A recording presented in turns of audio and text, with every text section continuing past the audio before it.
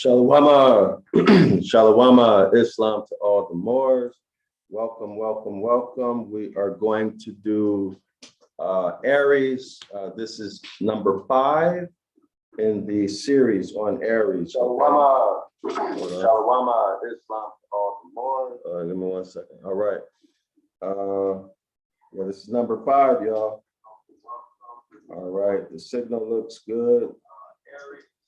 So let's go ahead and get started. All right, let's take a look. So here we are, the gospel and the zodiac. All right, this is what we're coming out of. The author is Reverend Bill Darlinson. Reverend Bill, yes, Darlison, Reverend Bill Darlison. This is the gospel and the zodiac, the secret truth about JC, all right? About JC, the Christ figure. Okay, video number 5, page 63. We're on the subheading newness. Okay, so this should be a very short video. After newness, we're going to get into the Aries miracles. Okay, the next subheading is the Aries miracles. That's only about a page and a half. So that's going to be a very short video, but that's going to be very interesting. That'll be number 6. Okay, that should be video number 6. But check out what we're going to cover. Take a look at the illustration here. So we're going to cover the constellations as they relate to human anatomy. We'll see what the author has to say about the constellations as they relate to human anatomy. All right, y'all? That should be very interesting. Now, remember, I'm not saying that this is true or it's not true. You can decide that for yourself. I'm presenting the information to you. Okay? Now, what I'm most interested in addition to the constellations in relation to the human body, the deacons of Aries. I'm interested in the deacons of Aries. Which stars are significant in the constellation that makes up, or that is called the zodiac sign Aries? I'm very interested in that. All right, so after that, we'll wrap this chapter up. That's only 1 page. So we should wrap this whole chapter up within 3 videos, 3 more videos in the series, which would give us a total of 8. All right, y'all. Do me a favor, like and share the video, okay? Y'all see that YouTube has increased its shadow banning, because check out the last 3 or 4 videos. The number of views is like 14, 15, 16. But anyway, so y'all like and share the video, support getting this information out to our people. There's a reason they don't want you to know this. Now, I'm sure I'm not the only person who's providing astrotheology content or even related content. Y'all can check it. Look at I know there's others. Check the number of views that these troglodytes are getting. Okay? But they shadow ban the information, so we can't get it. All right? And the troglodytes are not giving you everything.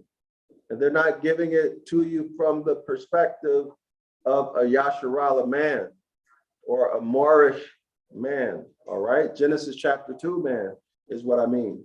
But anyway, let's get into it. Hold on. All right, everything looks good, y'all. Everything looks good, so let's get into it. Here we go. Subheading newness, page 63. Open your books, scholars, page 63. It opens with this quote by Maya Angelou. I love to see a young girl go out and grab the world by the lapels. Life's a bitch. You've got to go out and kick ass. Now, this is Maya Angelou, born April 4th, 1928. Okay, April 4th, 1928. So you already know what her zodiac sign is, right? That's why he's using her quote. So let's continue. The radical nature of JC the Christ figure's teaching is acknowledged by the people who witness the exorcism JC performs in the synagogue at Capernaum. This is quoting from Mark chapter 1, verse 21 through 28. Now, y'all do some research in synagogue. Sin is a deity, but I'll leave that up to you to find out more about who this deity Sin is, what he represents, or what it represents, rather. Okay, so major point here. The deities, or let me state it differently. Nature anthropomorphized into a deity has no gender. Hope you guys understand that. That's like saying the wind is a woman. Okay, or the Holy Spirit is a woman. Now, that gets into doctrine. I don't want to get into the area. I'm talking about nature itself. All right. The natural forces that govern the universe, would you say that they are masculine and feminine in terms of biological gender, natural? No, they're not, right? Men and women are feminine and masculine. Okay? Animals or humans are male and female. Hope y'all understand what I just said. Gender in relation to grammar has to do with patterns of spelling. We must be educated about linguistics and about nature. Men and women are masculine and feminine. Genesis chapter 2, man and woman, masculine and feminine. Humans, with reference to Han Human, and the lawful meaning of a human being a monster unable to inherit, although born from a woman, cannot inherit. These are, or they are, male and female. Okay, animals are male and female also. You guys see where I'm going? In language, gender has to do with patterns of spelling, male, masculine and feminine. All right, get your mind clear. Make the distinctions, okay? Make the distinctions. Your language matters. Our language matters. Okay, so you find out who this Sin is and this Gog is. Okay, find out and let me know what you think. Let me know what you find out. And can you accept it? It is quote unquote new. Came in Greek. It is new, qualitatively different, not just novel or recent, neos in the Greek. JC teaches with authority, not like the scribes who slavishly follow the tradition of the elders and taught by means of precedent. So here's another word, slave, being connotatively used here. So y'all look that up, look up the etymology of slave, and then decide what word or what other words would be more appropriate to use in place of slave or slavishly. Okay, let's continue. The calling of the 12 apostles, Mark chapter 3, verse 13 through 19, symbolizes the completeness of this break with the past. What break with the past? The transition from the zodiacal sign of Aries into Pisces. All right. Okay, so let's read it again. The calling of the 12 apostles, Mark chapter 3, verse 13 through 19, symbolizes the completeness of the break with the past. In other words, the age of Aries has been completed. It's over. Now, Pisces, the age of Pisces has begun. That is represented by the calling of the 12 apostles. They are the new sons of Israel. Y'all got that? New sons of Israel. So you can forget about the Old Testament. There are 12 new sons of Israel, according to the author. Citizens of the kingdom. Now, here's a word you should find interesting. Citizens with the lowercase. Look that up in the law dictionary. Citizens of the kingdom, which is already present to those who have eyes to discern it. There's a lot packed in there. New sons of Israel. Well, your mind should be thinking, well, if they're new sons, what about the old covenant? That applied to the old sons. So how does that work? You got 12 new sons. Okay, so you're going to need a new covenant. Put the pieces together, scholars. Citizens of the kingdom. Okay, whatever happened to the House of Yasharala? Or as y'all say in religion, whatever happened to the nation of Israel or to Israel? What happened? They're being replaced. Okay, now you have citizens of the kingdom. But with the House of Yasharala, you had what? Initially, before there ever was a king, every man, every Genesis chapter 2 man was a king unto himself. And they followed the law. The Most High's law is natural law. So here we have a representative form or a republican form of government, where every man, every woman does what? Has control over their own mind. You govern your own mental.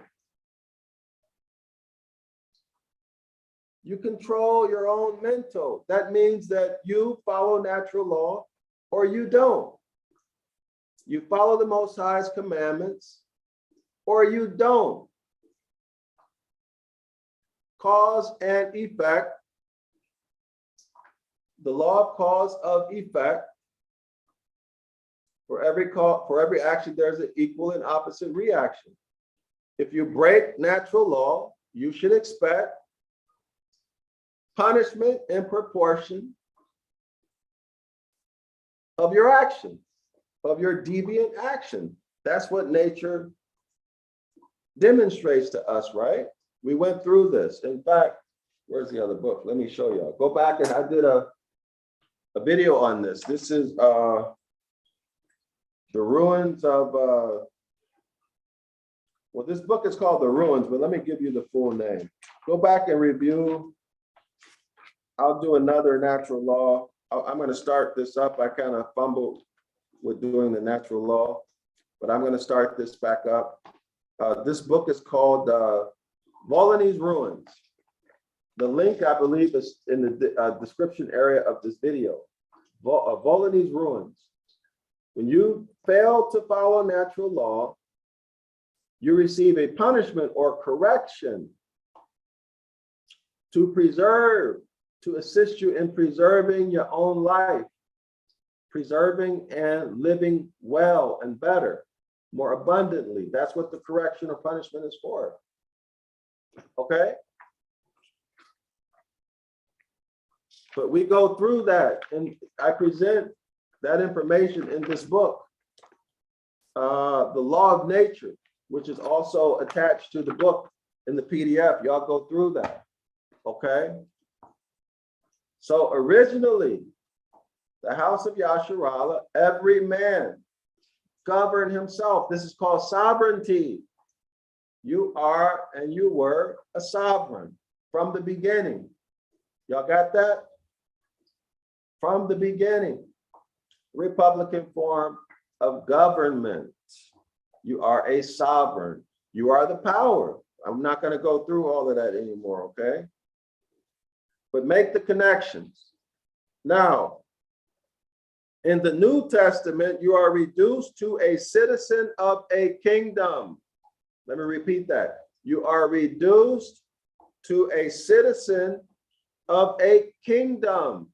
Kingdom, that means you have a king who is over you. Is it clear? You become a lowercase citizen of a kingdom. Sovereignty's out of the window.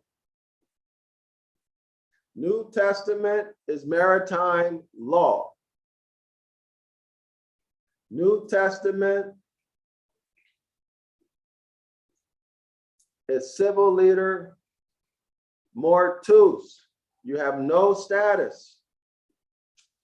You're dead in the eyes of the law, etc., etc. Go back and watch the other videos. I want to move past this, but y'all make the connections. All right. So there are new sons of Israel, 12 new ones. Your status has changed to citizens of the kingdom, which is already present to those with eyes to discern it. It's already present because it's the Roman, not empire. It's the Roman Catholic Church. Let me repeat it. It is the Roman Catholic Church, and there's nothing divine about it. There's nothing divine about it. It is Dogon worship. Y'all like and share the video. I'm taking a look at my mobile phone. Nobody has liked the video. I've been at it for 17 minutes. So do your part. Please like the video. If you haven't subscribed, subscribe, all right? Put something in the comments. Do something to help, all right? Otherwise, I would like for you to leave. If you're not supportive of the work I'm doing, I prefer you not be in my classroom. I'm not here to entertain you. I'm here to educate you. Okay? If you don't want that, please go. If you want it, the minimum you can do is subscribe to the channel, like the video, and share it. Okay? So let's go into the footnote. Let me repeat that. I'm giving you my opinion. Citizens of the kingdom, the Roman Empire, which is already present to those who have eyes to discern it. Now, why not the Roman Empire? Because maybe the Roman Empire was and still is the Roman Catholic Church. Here's the footnote. Here's the footnote. of the numerous attempts to ascribe the apostles to two specific zodiac signs, none has been entirely successful. There are two major reasons for this. Two major reasons why they haven't been able to associate firmly each apostle to a specific zodiac sign. The first is the Christian scriptures are not clear as to who the 12 apostles were. Y'all got that? Somebody check this, okay? Somebody check this. Somebody check this out. And in fact, apostle, if you are listening, this will be something good for you to do. I would love to hear what you have to say about this one. Let me read it again. First, the Christian scriptures are not clear as to who the 12 apostles were. Now, reading the footnote on page 63. Each of the four gospels gives a different list. A list is 1, 2, 3, 4, 5, right? 6, 7, 8, 9, 10, 11, 12. So this author, Reverend Bill Darrell-El, is saying that each of the four gospels gives a list of apostles that are different. I got to read that again. First, the Christian scriptures are not clear as to who the 12 were. Each of the four gospels, Matthew, Mark, Luke, and John, gives a different list. List of what? List of apostles. The second difficulty is paucity of information. So there's not enough information to be able to associate a specific zodiac sign to a specific apostle. We know so little. Let me repeat that. We know so little about most of the apostles. Y'all got that? According to this scholar, the Christian scriptures give so little information about the apostles. Let me continue reading. That we cannot make any real zodiacal connection based on character or actions. Y'all work with this, okay? Work with this. There's not enough known about the apostles to know their personalities, to make any type of assessment. Did they have good character, poor character, honorable, dishonorable? What were they like? But most of you all, Hebrew Israelites and Christians alike, you attempt to model your life after the apostles, Christ, and the prophets. But there's very little known about these apostles, but yet you base everything you do off of the Christian scriptures. But you know very little about their character. What does that say about you? If in the modern times you go drop everything you're doing, change your whole life because of something you heard from somebody you know very little about, but yet you go making major life changes. You don't know this person. I often say this on YouTube, but not just YouTube. People on YouTube can slander you. They can say things about any topic, make all kinds of claims, assertions, whatever. Should you listen to them, especially if they are talking bad about somebody? Should you listen to them? No. Why? Because one, you don't know the status of their mental health. Two, you don't know if they are deceived themselves or if they are deceivers. Three, you don't know what their motives are. You don't know how well they know the topic.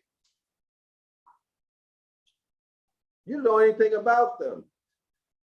So should you believe what they say when they trash somebody? No. take it with a grain of salt. In fact, you should even recognize it as being something wrong with them. Because anybody who talks trash about another person publicly, you should be suspect of them. They got a bad motive, all right? And it's usually to try to reel you in, to change your mind so that you can join them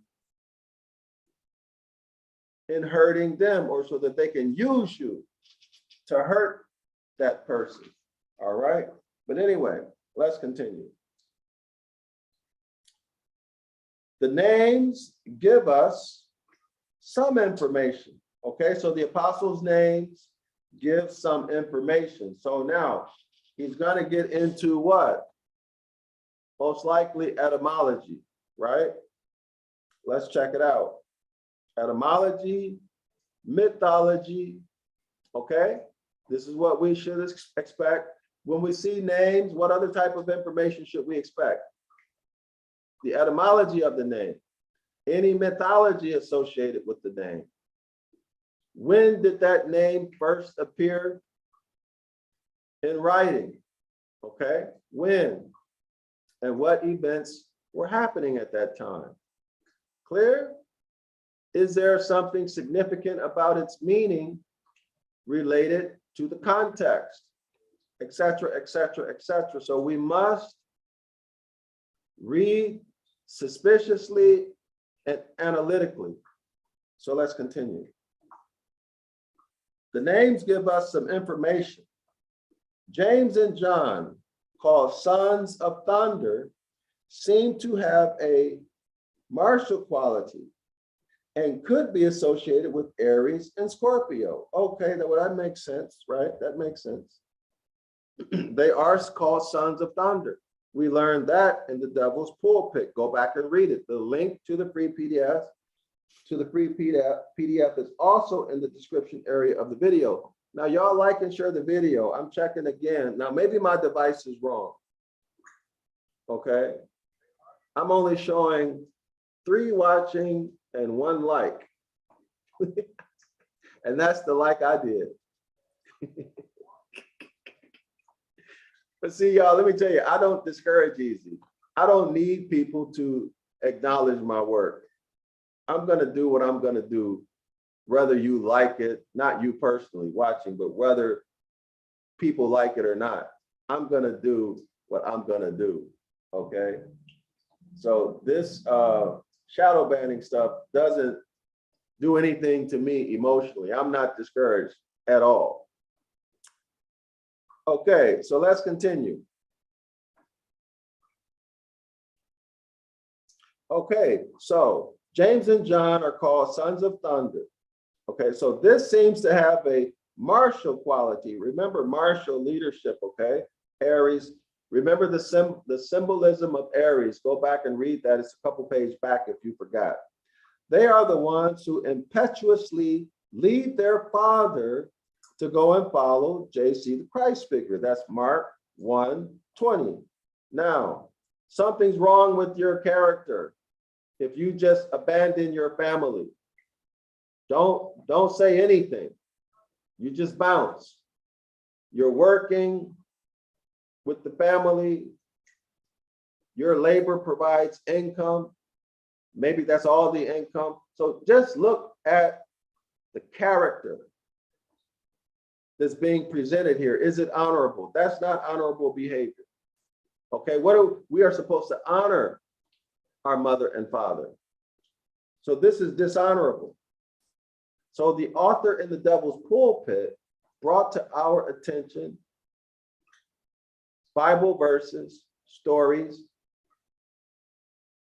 that show really bad morals. And this is one of them.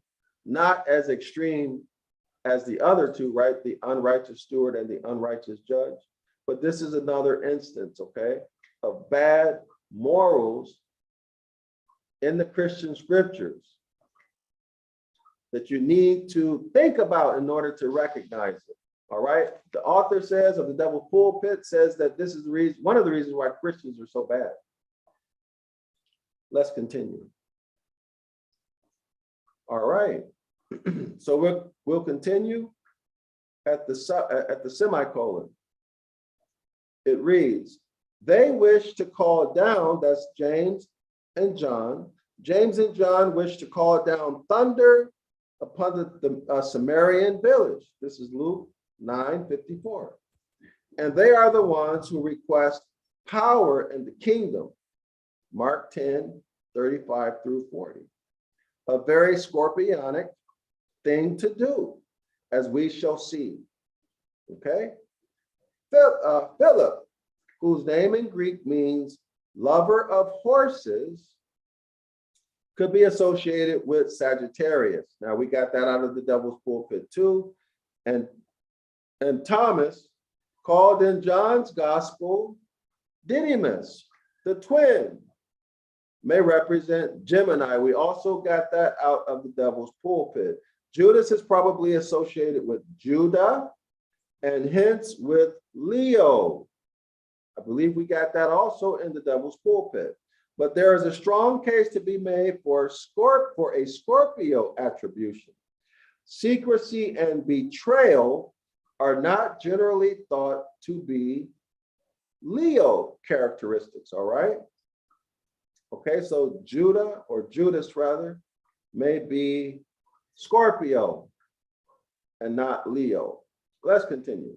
The names tell us little more than this. Peter's name, which is the rock, associates him with Taurus, rather. The rock is associated with the zodiac sign Taurus, but his impetuosity suggests Aries, and his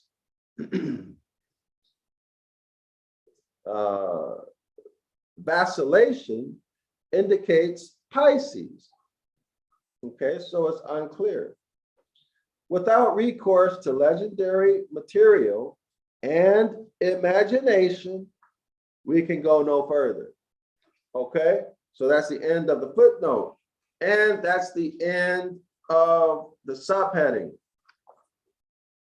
Next subheading that we're going to get into, the Aries miracles. The Aries miracles. Let me check the chat, y'all. Okay, so I don't see any more likes. Nobody added a like. I've asked twice, so I'm going to end the video. I'm Dr. Yasapa from Zion Law School. Be sure to support my Zion Law School's project to translate the book of the law back into Ibaryath and then back into English, removing all deception and lies, mythology, and other stuff that shouldn't be there. It will be a literal rendering of the book of the law. I'll show you escheat, bills of attainder. I'll show you astrology. Okay? I'll show you, where appropriate, natural law and how it relates to the Constitution for the United States of North America, all in the book of the law. Okay? We need our own book of the law.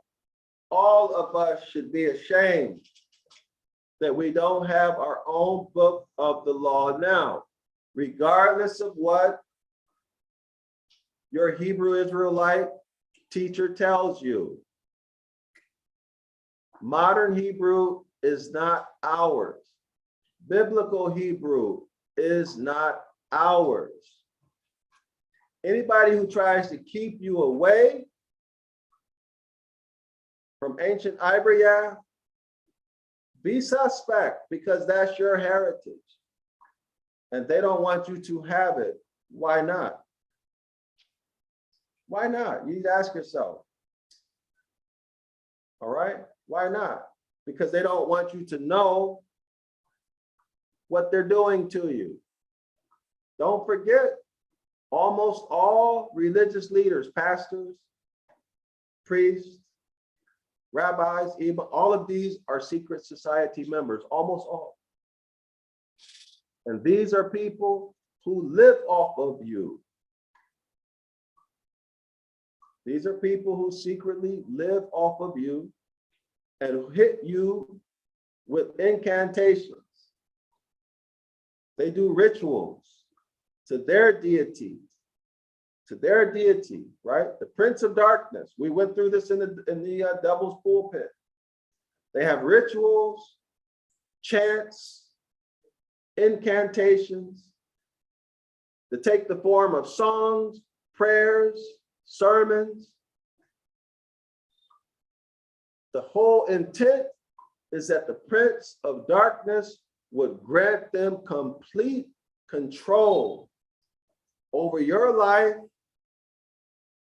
and your wallet. Okay?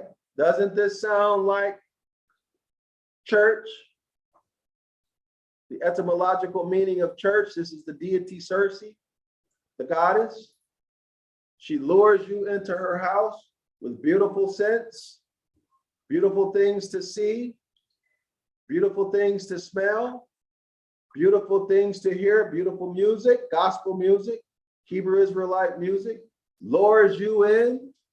You enter into that house and boom, you cannot get out. Circe takes control of your mind. And Circe feeds off of you, eats you, lives off of you. You lose your mind. In other words, you're under a spell. You cannot act or think in your own best interest. And she's using you to make her life amazing, rich, comfortable. Circe, Turkey, in modern English, church. Church. So you enter into the church, why? You smell good food, fried chicken, greens, black-eyed peas, yam, candy yam, cakes and biscuits. You hear good music, gospel music.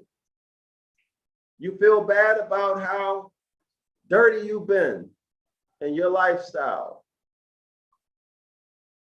So you go to church. Try to clean yourself up. You listen to the incantations. You participate in the incantations, in the chants, the prayers. Then all of a sudden, church got your mind. You're giving up 10% monthly. You're paying for this project and for that project. You're giving free labor. You're giving your labor for free. Church becomes the focal point of your life. Circe has successfully taken control of your mind and is living off of you. The preacher lives a very rich lifestyle. Okay? Big cars, expensive suits, good jewelry, fancy jewelry, beautiful homes, vacations. These are the things you can see. Maybe he has private jet. Maybe he or she flies first class. That's just what you see. Okay? Certainly they have more than that you don't see. I'm Dr. Yasapa from Zion Law School. I'm out. Y'all don't want to like the video, so I'm gonna come back. Hopefully next time I have a better crowd.